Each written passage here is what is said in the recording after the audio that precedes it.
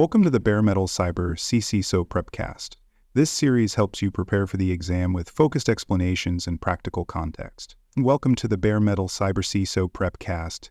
This series helps you prepare for the exam with focused explanations and practical context. Third-party risk management is one of the most critical responsibilities of a modern Chief Information Security Officer. Vendors and service providers frequently have direct or indirect access to an organization's sensitive systems, networks, or data. This access creates risk that is often outside the organization's direct control. A single weak link in the supply chain can lead to significant consequences, including data breaches, operational disruptions, or compliance violations. When a third-party incident occurs, the damage to the organization can be just as severe as if the breach originated internally. For this reason, CISOs are increasingly held accountable for managing supply chain risk. Regulatory bodies also recognize this dependency and are placing greater emphasis on how organizations govern their third-party relationships. In this landscape, third-party risk management is not a side function. It is a core pillar of enterprise security and a foundational element of effective risk governance. There are multiple categories of risk associated with third-party relationships. One of the most obvious is data security and privacy risk, which arises when vendors process, store, or transmit personal or sensitive organizational data. Operational risk is another concern. If a critical vendor fails to deliver services, experiences downtime, or ceases operations, the organization may suffer significant disruption. Legal and compliance risk emerges from shared responsibilities under laws and regulations. For example, an organization can be held liable for a vendor's non-compliance with data protection laws. Reputational risk also looms large. A breach involving a vendor can quickly become a headline issue, leading customers and partners to question the organization's judgment and reliability. Finally, strategic risk arises when the organization becomes too dependent on one or more vendors, limiting flexibility and increasing exposure if the vendor relationship weakens. All of these risks must be actively assessed, monitored, and managed throughout the life cycle of each vendor engagement. Vendor risk management follows a defined life cycle that spans multiple stages. The first step is an initial risk assessment, which is conducted during the onboarding or procurement phase. This assessment evaluates the nature of the vendor relationship, the types of data involved, and the potential risk to the organization. Once the vendor is deemed suitable, the next step involves contract negotiation. At this stage, security requirements must be clearly defined and written into the agreement, including expectations for data handling, breach notification, and audit rights. The relationship then enters the operational phase, where ongoing monitoring is essential. This includes reviewing vendor performance, updating risk assessments, and collecting new evidence such as compliance certifications. Risk reassessment should be scheduled periodically or triggered by changes in services, ownership, or risk exposure. The final stage in the lifecycle is vendor offboarding. Secure disengagement processes must be followed, including data return or deletion, access revocation, and post-termination reviews to close out residual risk. For more cyber-related content and books, please check out cyberauthor.me. Also, there are other podcasts on cybersecurity and more at baremetalcyber.com. Risk tiering is a method used to classify vendors based on the level of risk they pose. Tiering is typically based on the sensitivity of data they access, the criticality of the services they provide, and the complexity of their operations. Vendors may be classified as high, medium, or low risk, and this classification determines how much oversight is applied. For example, high-risk vendors might undergo annual audits and provide detailed documentation, while low-risk vendors may be subject to only basic reviews. Automation can assist in tiering by using structured questionnaires and scoring models to assess vendor responses. The system can flag risks, recommend a tier, and trigger specific monitoring activities. It's also important to adjust tiering for subcontractors and fourth-party vendors who may be involved indirectly. Risk tiering helps prioritize limited resources, ensuring that the most critical vendor relationships receive the most attention. It also informs the frequency of assessments and the depth of required documentation. Contracts are a crucial mechanism for managing vendor risk. They must contain specific clauses that address data protection and cybersecurity. Service-level agreements should define minimum expectations for system availability, incident response, and breach reporting.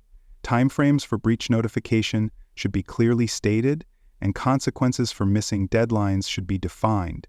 The contract should include a right to audit clause, allowing the organization to perform on-site or remote assessments as needed. Technical requirements such as encryption, access control, and data retention must be written into the agreement. Finally, termination clauses are essential. These should outline the conditions under which the relationship may be ended due to non-compliance, risk escalation, or material breaches.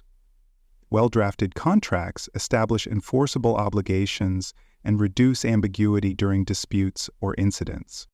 Due diligence is the process of evaluating a vendor's security practices before entering into a contractual relationship. This typically starts with a security questionnaire designed to assess whether the vendor has the required policies, procedures, and controls in place.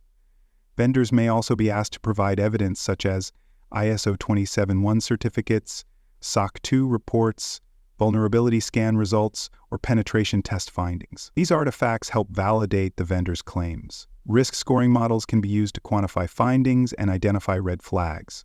If serious issues are detected, the vendor may be rejected or asked to remediate weaknesses before proceeding. Legal, privacy, and compliance teams must review the vendor's contractual terms to ensure that they align with internal policies and regulatory obligations. The final step in due diligence is comparing the vendor's controls to the organization's baseline standards. If gaps are found, compensating controls may be required before the vendor is approved. Once a vendor is onboarded, continuous monitoring becomes essential. Assessments should be scheduled based on the vendor's risk tier, with higher-risk vendors reviewed more frequently. Changes in vendor ownership, services, or technologies should trigger reassessment. External threat intelligence sources and automated platforms can provide visibility into vendor risk indicators. These tools may detect data breaches, negative media coverage, or indicators of compromise associated with the vendor. Updated SOC reports or compliance attestations should be collected as part of ongoing assurance. SLA performance must be tracked regularly. Metrics should show whether the vendor is meeting availability, response time, and resolution expectations. Any issues must be escalated and documented. Ongoing monitoring ensures that risk does not grow unchecked and that the organization can respond promptly to changes in the vendor's posture. Incident management must also include third-party scenarios. The organization's incident response plan should clearly define what role the vendor plays when an incident occurs. This includes escalation paths, communication procedures, and expectations for joint response efforts. If the vendor is a data processor under laws like GDPR, they have legal obligations to report incidents to the controller in a timely manner. The CSISO must ensure that these requirements are documented and followed. After the incident is resolved, a post-incident review must be conducted to determine what happened, what response actions were taken, and whether contractual obligations were met. Vendor accountability should be tracked and reflected in future assessments. Reputational risk must also be managed. Communication strategies must be prepared in advance so that if a third-party breach affects customers or stakeholders, the organization can respond transparently and responsibly. Regulations increasingly require organizations to manage vendor and supply chain risk. Under the General Data Protection Regulation, data controllers must ensure that their processors comply with data protection obligations. This includes oversight of subcontractors and cross-border data transfer. Financial sector regulations, such as those from the Federal Financial Institutions Examination Council or the Office of the Comptroller of the Currency, include detailed expectations for third-party risk governance. HIPAA requires business associate agreements for healthcare vendors that handle protected health information. NIST SP 800-161 offers guidance on cybersecurity in the supply chain, recommending practices to manage vendor dependencies in hardware or software risks. The CISO must be aware of all applicable regulations and ensure that compliance extends through the vendor chain. It is not enough for the organization itself to be compliant. The entire ecosystem must meet the standard. The CISO exam includes a variety of questions related to third-party risk. Candidates must be able to identify vendor risk scenarios and determine the appropriate actions a CISO should take. Key terms such as risk tiering, SLA, breach notification, and vendor offboarding will appear in both direct questions and scenario-based items.